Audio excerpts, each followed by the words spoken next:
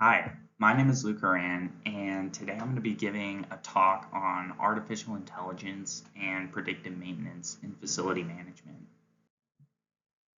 So to begin, I'm going to give an overview of AI and predictive maintenance in facility management and talk a little bit about what's going on.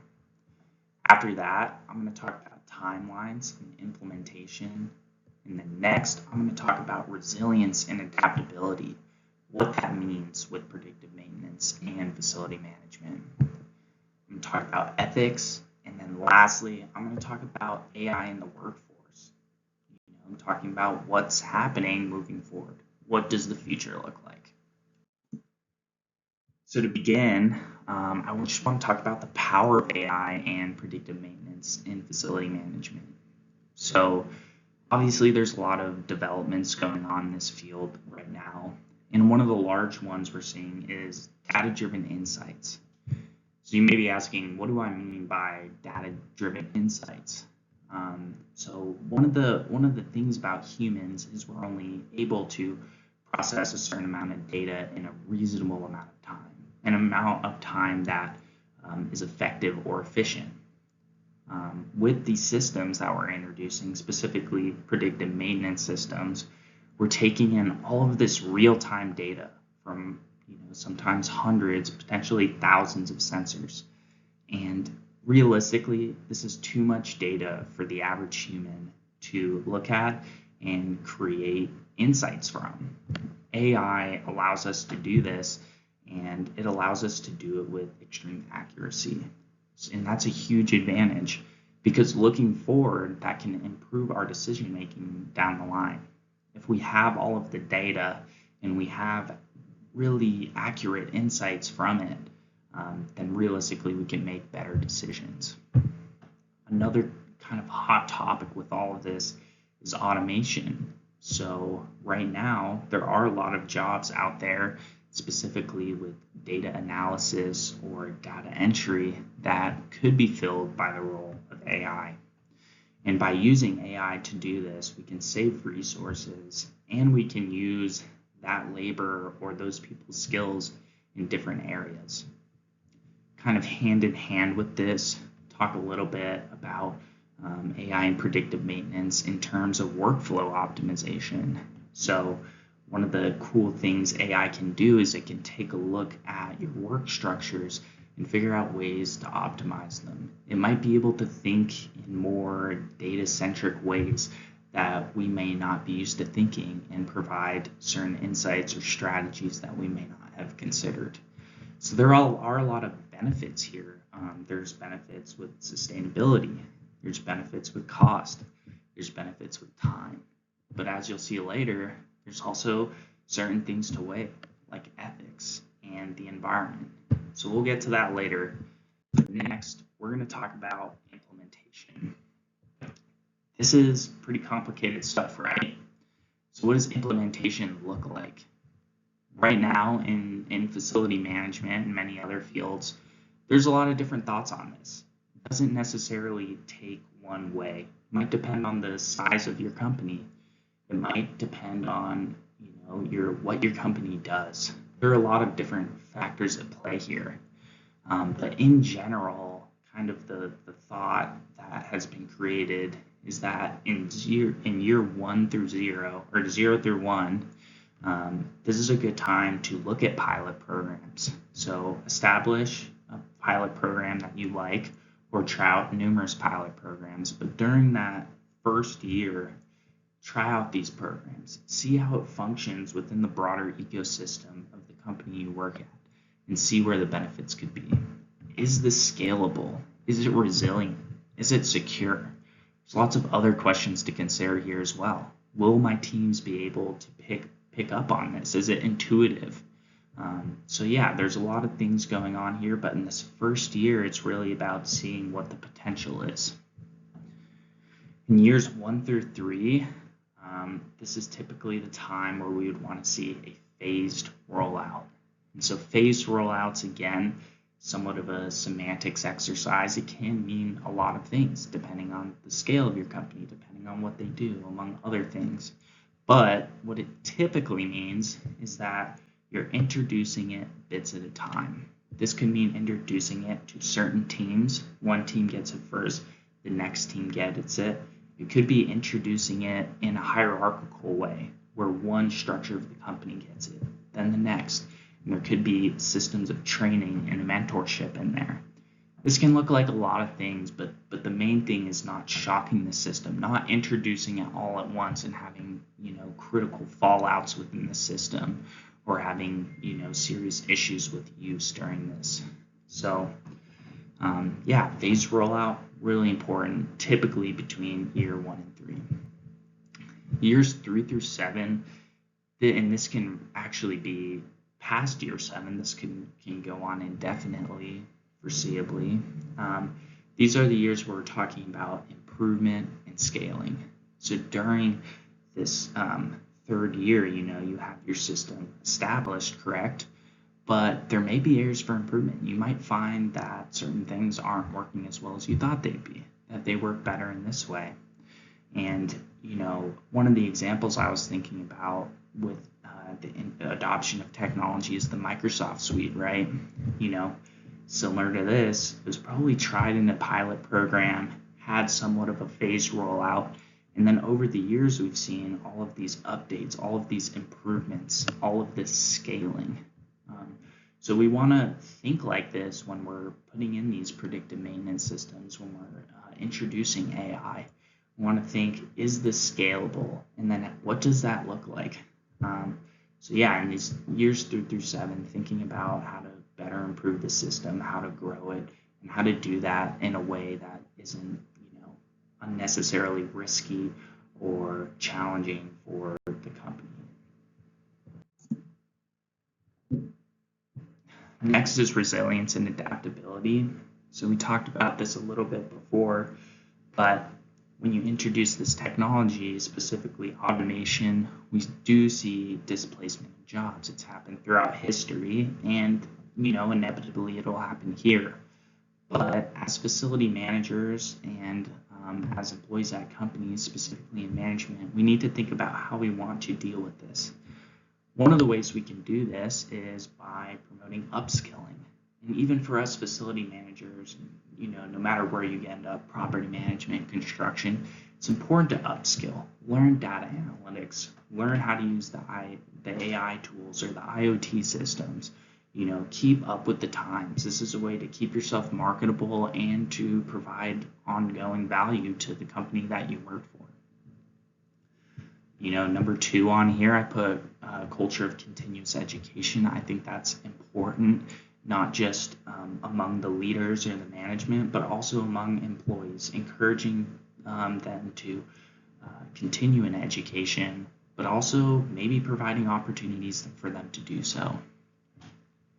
3 is an interesting one because I should have mentioned this before, but this whole process that we're talking about with this adoption of AI and predictive maintenance starts with tech scouting.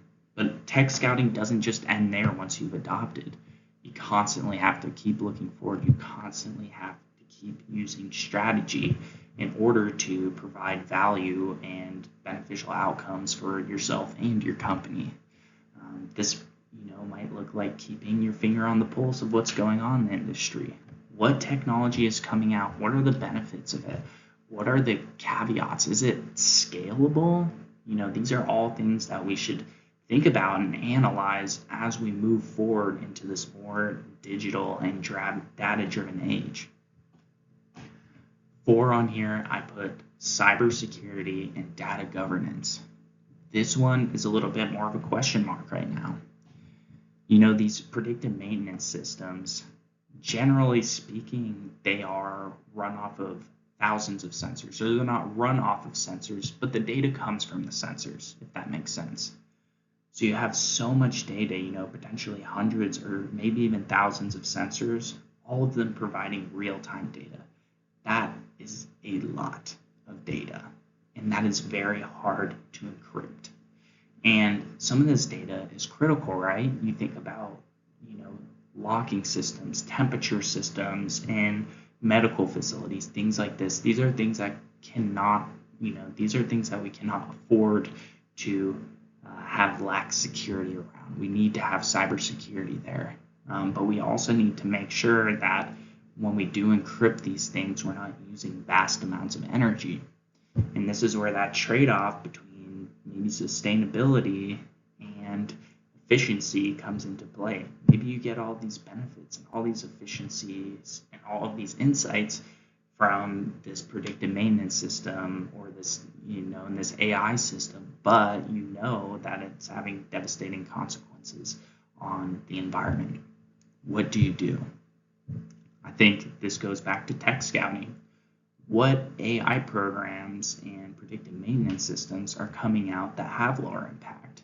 Right now, Blue Origin is showing promise, and in the future, there will be many others that are able to do artificial intelligence and encrypt things like predictive maintenance systems in ways that use less energy. So, it is our responsibility to keep an eye out for these things and continue to tech scout even when we're not working, even when we're in college, right?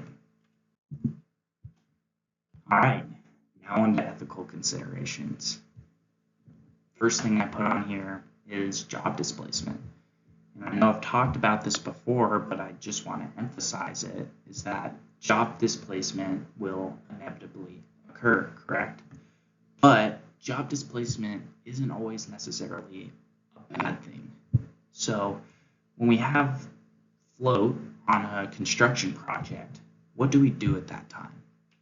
If a construction site is managed appropriately, that float isn't just time to sit around. You make use of that time. You do productive things with it. We need to think about labor in a similar way. We need to see people not just as dollar signs that can be cut, but as opportunities. What can we do with all these new opportunities? Can we train them in maybe these IoT and IoT repair, all sorts of other things?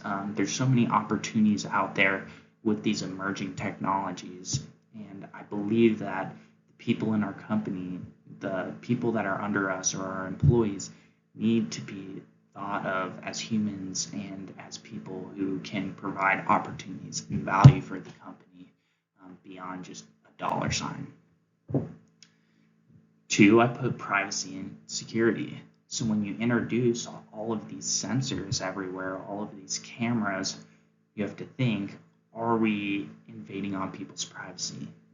It's a very real concern. And I think moving forward as facility managers or property managers or whatever we end up in, when we write our SOPs and we create guidelines around these things, we need to take this into consideration. Where should the lines be drawn? This isn't something that just affects our employees, but the company at large. How much is that potential lawsuit going to cost if somebody sues because their privacy was breached? We essentially are operating within this vast system, and something like this can have consequences in areas that we may not even expect. And we'll get to that in a second. The next one I want to talk about is environmental ethics, right? These predictive maintenance and AI and all this new technology coming out, it all has an environmental toll. So what can we do about that? We can make very cautious and very considerate decisions around what technology we adopt. There are going to be systems that pull more data. They may source their materials without ethics. There may be a lot of things to consider here. It's very complex. Like we talked about in prior units, there are so many different things going on when we make a decision about adopting a new technology. And before doing so, trying at least to take all of those things into consideration and making the most informed decision. Number 4, I think, is a really interesting one because number 4 is the unknowns. Every time a new technology is adopted or comes out, there are so many things that happen as a consequence, either positive or negative, after its introduction that have massive effects or implications on society or our world at large. So I think that in the future, what we're going to have to do is we're going to have to create ways to deal with these things. I think that it's going to be difficult, it's going to be complex, but it's also going to be exciting, especially maybe some of the more positive consequences, maybe really cool things that happen as a result of this, outside of things that we understand could happen right now.